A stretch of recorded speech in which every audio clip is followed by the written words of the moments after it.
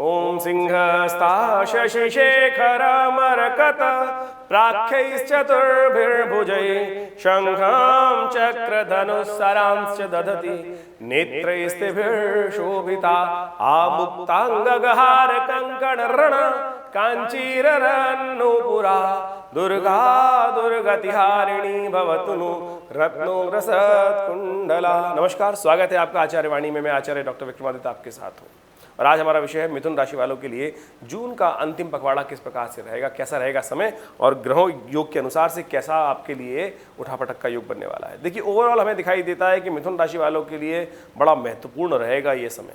आपके लिए धन वृद्धि का साथ साथ लाभ वृद्धि का योग बनाने वाले हैं और साथ साथ ग्रह आपकी राशि के अनुसार से आपको आगे बढ़ने के कई अवसर प्राप्त होते दिखाई दे रहे हैं। कुछ सावधानी बरतने की ज़रूरत है क्योंकि आपकी राशि के लग्नेश जो हैं, जो आपकी राशि के जो स्वामी हैं, वो विशेष तौर पर बुध हैं और बुध इन दिनों चल रहे हैं अस्त, और उसके बाद राशि परिवर्तन भी करेंगे और अस्त अवस्था में ही सूर्य के साथ लग्न में आपकी लग्न राशि में आकर आपके बैठ जाएंगे। तो ये स्थिति थोड़ी सी कमज़ोर है, इसको ठीक करने का आपको प्रयास करना चाहिए और यदि इसको ठीक कर लिया आपने तो बहुत बढ़िया तरीके से आप इस अपने ग्रहों को परिवर्तन की तरफ ले जाएंगे। एक विशेष ग्रह मंगल जो हैं वो भी परिवर्तन की तरफ जाएंगे जून के अंतिम भाग में, तो उसको भी आपको समझ लेना चाहिए कि जो शनि के साथ षष्टक योग चल रहा था पिछले 50 दिनों से, उससे भी राहत मिलने के योग बनेंगे। और बुध जो मंगल थे, मंगल विशेष तौर पर साहस के प्रतीक होते हैं और विशेष तौर पर सेनापति की तरह माने जाते हैं, हिम्मत के प्रतीक माने जाते हैं। वो अस्त विशेष तौर पर सबसे कमज़ोर चल रहे थे और वो भी परिवर्तन की तरफ जा रहे हैं। सिंह राशि में आते ही उनका स्वभाव में विशेष तौर पर जो प्रभाव था, क्षीण था, वो बहुत शक्ति संपन्न होकर आएंगे। तो ऐसे में क्या कुछ करेंगे आपकी राशि के अनुसार से आप जान लीजिए। डेट के हिसाब से जून में अंतिम भाग में क्या कुछ खेल होने वाला है। सबसे पहले हम बात कर लेते हैं 21 जून की। 21 जून को ग्रहों का योगायोग दिखाता है कि राशि के अनुसार से आषाढ़ मास के शुक्ल पक्ष की तृतीया है, बुधवार है और पुष्य नक्षत्र विद्यमान है और चंद्रमा कर्क में उस दिन गोचर कर रहे हैं। चंद्रमा कर्क में गोचर करने के अनुसार से ग्रहों का योगायोग दिखाता है कि विशेष तौर पर आपके लिए लाभ की स्थिति उत्पन्न होगी और आपके लिए खास तौर पर आगे बढ़ने के अवसर प्राप्त होंगे। आपकी माताजी के आशीर्वाद से, आपका भगवती के आशीर्वाद से नवरात्र चल ही रहे हैं, तो आप कोशिशें करें ऐसे में माँ भगवती का ध्यान कर कर अपने माता पिता का आशीर्वाद लेकर जो भी कार्य करेंगे उसमें बहुत बढ़िया तरीके से उन्नति के अवसर आपको मिल सकते हैं। तो मैं कहूँगा कि आने वाले 2-3 दिन हर रोज़ माँ भगवती का नाम लें, माता जी का आशीर्वाद लें और अपनी माँ के द्वारा आशीर्वाद लेकर काम करने का प्रयास कीजिए। जो भी कार्य में हाथ डालेंगे बहुत बढ़िया तरीके से लाभ की स्थिति बनती है। ऐसे में एक बात का ध्यान रखें, बुध आपकी राशि के स्वामी चल रहे हैं अस्त, बुधवार का अवसर है, तो कोशिशें करें आप गौशाला में जाके थोड़ा पान विशेष तौर पर ले जाइए, पालक के पत्ते 1-2 पालक की गड्डी ले जाकर अपने हाथ से गाय को डाल दीजिए। देखिए बुध को धीरे धीरे शक्ति प्राप्त होनी शुरू होगी और बुध इस वक्त आपकी राशि में बहुत महत्वपूर्ण स्थान में आने वाले हैं।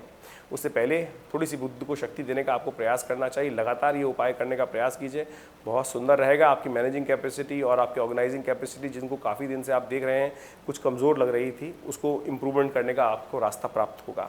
22 तारीख को हम यदि बात करें, 22 जून की ग्रह गणना विशेष तौर पर दिखाती है कि उस दिन गुरुवार है और चतुर्थी तिथि है और मासिक विशेष तौर पर गणेश चतुर्थी का भी व्रत है उस दिन।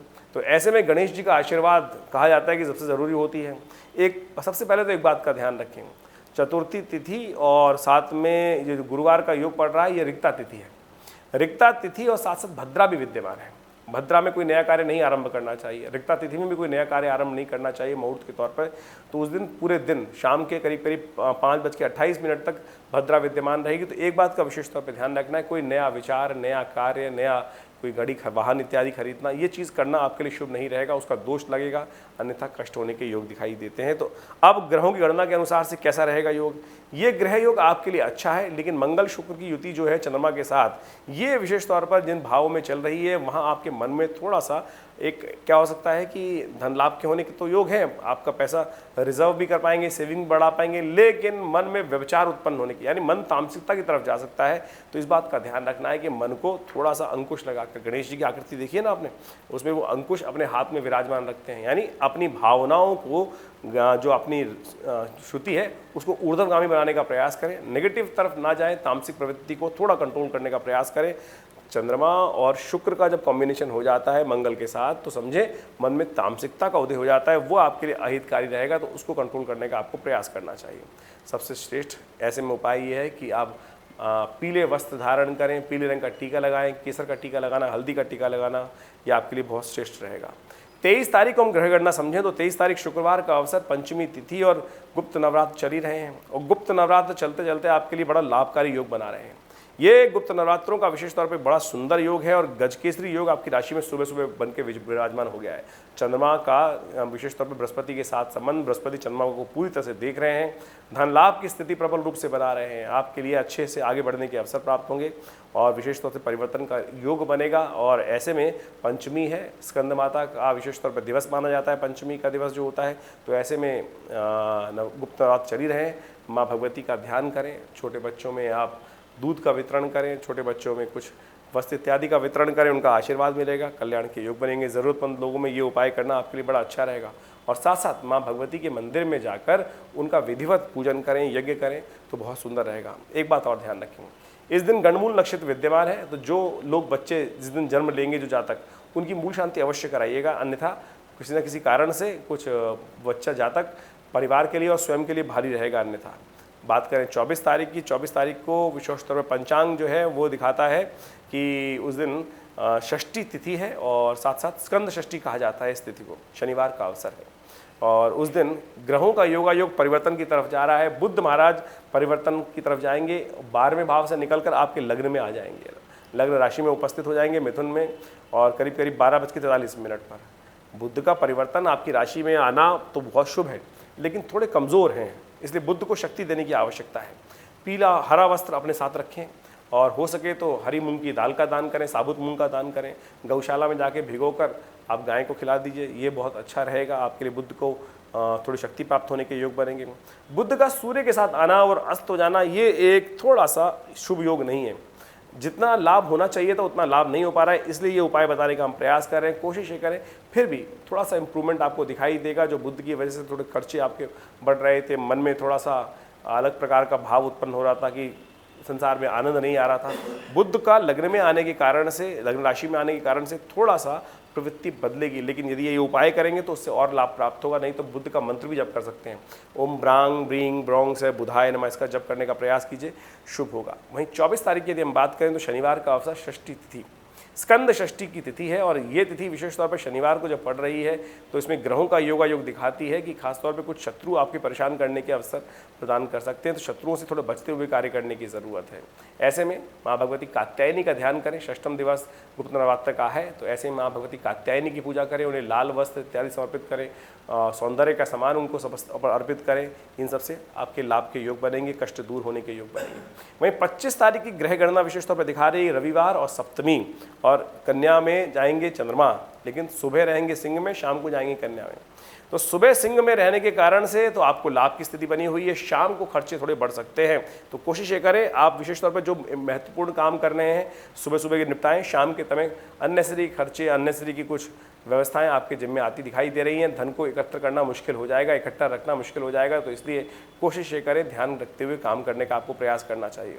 वैवस्वत सप्तमी है, भगवान सूर्य का बहुत सुंदर तिथि है, रविवार का अवसर और सप्तमी, ये वैवस्वत सप्तमी कहलाती है। ये जो आषाढ़ मास की शुक्ल पक्ष की सप्तमी होती है, इस दिन भगवान सूर्य का रविवार का अवसर हो जाने से बहुत शुभ हो गया है दिन।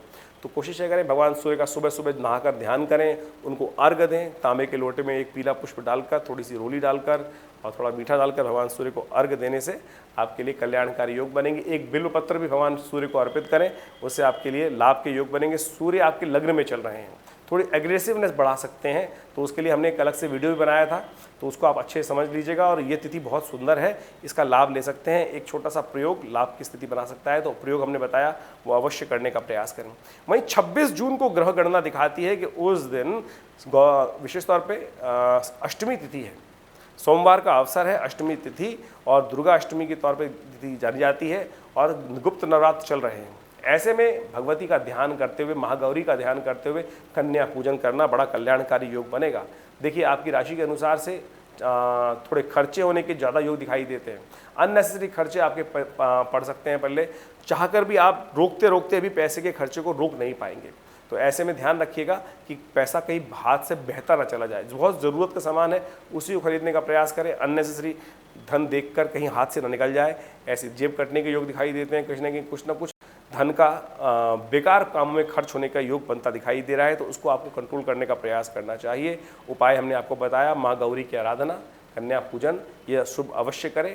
गुप्त नवरात्र चल रहे हैं और ऐसे में यज्ञ भी कर सकें दुर्गा सप्तशती का तो बहुत शुभ रहेगा। हमने विवेकानंद योग आश्रम में सुंदर महायज्ञ रखा हुआ है जो पूरे नवरात्र पर्यंत चल रहा है। आप भी उसमें सम्मिलित हो सकते हैं, अपने नाम से आहुतियाँ प्रदान कर सकते हैं। शुद्ध ब्राह्मणों का विद्वान ब्राह्मणों की व्यवस्था आश्रम की तरफ से की गई है। नंबर्स आपके सामने स्क्रीन पर चल रहे हैं, उन पर आप कॉल कर सारी व्यवस्था की जानकारी ले सकते हैं। अब बात कर लेते हैं 27 तारीख की। 27 तारीख एक बहुत शुभ तिथि है। ये कहा जाता है कि आने वाले 4 महीनों में इससे बढ़िया मुहूर्त मिलेगा नहीं आपको। ये भट्टली नौमी है। विशेष तौर पर इस जो आषाढ़ मास में ये नौमी तिथि आती है अनसूत साय के रूप में जानी जाती है। किसी पंचांग से किसी परामर्श करने की आवश्यकता नहीं, कोई भी कार्य करने के लिए शुभ तिथि अनसूत साय के रूप में विद्यमान है। तो आप इस शुभ तिथि का लाभ ले सकते हैं और इस दिन गुप्त नवरात्रि आरंभ भी हो रहे हैं। तो ऐसे में माँ भगवती का ध्यान कर कर, उनके निमित्त यज्ञ कर कर, उनके निमित्त आहुतियाँ देकर आप अपने दिन को और शुभ कर सकते हैं। ग्रह गणना विशेष तौर पर दिखा रही है कि इन दिनों थोड़ा सा आपकी राशि के अनुसार से कुछ खर्चे बढ़ते दिखाई दे रहे हैं। कुछ एंजाइटी डिसऑर्डर्स आपको परेशान कर सकते हैं। अननेसेसरी आपकी चीज़ें जो आप नहीं कर पा रहे हैं उनमें आपकी फ्रस्ट्रेशन आपके अंदर बहुत ज़्यादा दिखाई दे सकती है। उसको शांत करने का प्रयास कीजिए। महासिद्धिदात्री का ध्यान करें ना, कोशिशें करें। दुर्गा सप्तशती का यज्ञ भी कर लीजिए। आज आश्रम पर हमने माँ नवरात्र के यज्ञ का पूर्णाहुति कार्यक्रम रखा है। इसमें कुछ आप अपना नाम अपने गोत्र से यज्ञ कराने की व्यवस्था बनाएं। देखिए आपके कष्ट दूर होंगे, कल्याणकारी योग बनेंगे। 28 तारीख को ग्रह गणना विशेष तौर पर दिखा रही है। 28 जून को बुधवार का अवसर है, दशमी तिथि है और ग्रह का परिवर्तन सुबह सुबह हो रहा है और ये परिवर्तन आपके लिए बड़ा कल्याणकारी रहता दिखाई दे रहा है। जो कई दिनों से आपने आराधना करी, भगवान की पूजा पाठ करी, उसका आशीर्वाद आपको मिल सकता है। पॉजिटिव चेंजेस आपकी राशि के अनुसार से आने के योग दिखाई देते हैं और बहुत सारे आपकी व्यवस्थाएं सुदृढ़ हो सकती हैं। जो रिजल्ट्स नेगेटिव जा रहे थे 2 दिन से, आपको उन्हीं रिजल्ट्स में पॉजिटिव वेव दिखाई देने को बनता दिखाई दे रहा है। तो इसलिए आपके लिए समय शुभ हो सकता है, लाभ लेने का आपको प्रयास करना चाहिए। तो इस दिन भगवान विश्वदेव का पूजन करने का शास्त्र में नियम बताया गया। आशा दशमी इस तिथि को माना जाता है। तो भगवान विश्वदेव शालिग्राम जी का पूजन, भगवान विष्णु के स्वरूप का पूजन करें, उसे कल्याणकारी योग बनेंगे। भगवान विष्णु के मंदिर में जाकर उन्हें तुलसी दल अर्पित करें, पंचामृत अमृत करें, दर्पण करें, फिर वो चरणामृत ग्रहण कर आप अपने कष्टों को दूर करने का योग बना सकते हैं। वहीं 29 तारीख की यदि हम बात करें तो उस दिन गुरुवार है और एकादशी तिथि है। बहुत विशेष एकादशी है, देवशयनी एकादशी इसको कहा जाता है। आषाढ़ मास को आने वाली शुक्ल पक्ष की एकादशी को देवशयनी। भगवान विष्णु शेष शैया पर 4.5 महीने 4 महीने के लिए विश्राम करने चले जाते हैं और ऐसे में विश्राम करते हुए सारी समस्त सत्ता जो है वो शिव के हाथ में आती है। शिव भोलेनाथ हैं और समस्त मनोकामना सिद्ध करने वाले हैं। और इस स्थिति में विशेष तौर पर ध्यान रखिएगा, देवशयनी है और दोपहर के बाद भद्रावी का आगमन भी हो रहा है। तो नया कार्य शुरुआत करने के लिए दिन अच्छा नहीं दिखाई देता है। कोशिश करें भगवान विष्णु का विधिवत पूजन करें, केले का पूजन करें, केले का दान करें, यह आपके लिए शुभ रहेगा। 30 जून को ग्रहों का परिवर्तन विशेष तौर पर होता दिखाई दे रहा है। ये दिन आपके लिए थोड़ा भारी दिखाई देता है। आप अपने स्वास्थ्य का विशेष तौर पर ध्यान रखिएगा। चंद्रमा भारी है, ऐसे में चावल का दान करना, जल का दान करना आपके लिए श्रेष्ठ रहेगा। एक विशेष ग्रह का परिवर्तन होने जा रहा है। पिछले 50 दिनों से मंगल जो विशेष तौर पर कर्क राशि में चल रहे थे, बहुत शीर्ण अवस्था में थे, कमज़ोर थे और नीच के चल रहे थे, अब उनमें परिवर्तन आएगा और ख़ासतौर पर वो परिवर्तन आने वाले समय में शनि के साथ समसप्तक योग बनाने वाला है। शनि और मंगल दोनों परस्पर शक्ति संपन्न हो जाएंगे। ऐसे में टकराव की स्थिति बनेगी और ये टकराव कई प्रकार की समस्याएं जीवन में उत्पन्न कर सकता है। इसके लिए हम अलग से एक वीडियो बना रहे हैं, आप समझ लीजिएगा। इस टकराव से बचने के लिए आपको क्या क्या करना है, कौन उपाय करना है। अंतर्द्वंद संसार में तो विप्लवकारी रहेगा ही रहेगा। संसार में एग्रेसिवनेस बढ़ सकती है, विस्फोट बढ़ सकते हैं, चोट इत्यादि, एक्सीडेंट इत्यादि के जो इंसिडेंट्स हैं बढ़ जाएंगे। ऐसे में हर कार्य को बड़ा सावधानी के साथ करने की ज़रूरत है। आपके मनोमस्तिष्क में भी शनि मंगल का टकराव होने के योग बन सकते हैं। आपकी राशि के अनुसार से ये ग्रह जो है आपका विशेष तौर पे पराक्रम वाले भाव में खेल दिखाएगा, धर्म में जाके खेल दिखाएगा। ऐसे में मन धर्म से अलग ना करने का प्रयास कीजिएगा, अन्यथा कष्ट होने के योग बन जाएंगे। कोशिशें करें, इस स्वभाव को समझते हुए आप कार्य करने का प्रयास करें। हम अलग से एक वीडियो बना रहे हैं जो बताएगा कि मंगल शनि के टकराव से कैसे बचें आपकी राशि वाले। तो आप समझकर उसके अनुसार उपाय कीजिएगा। धन्यवाद।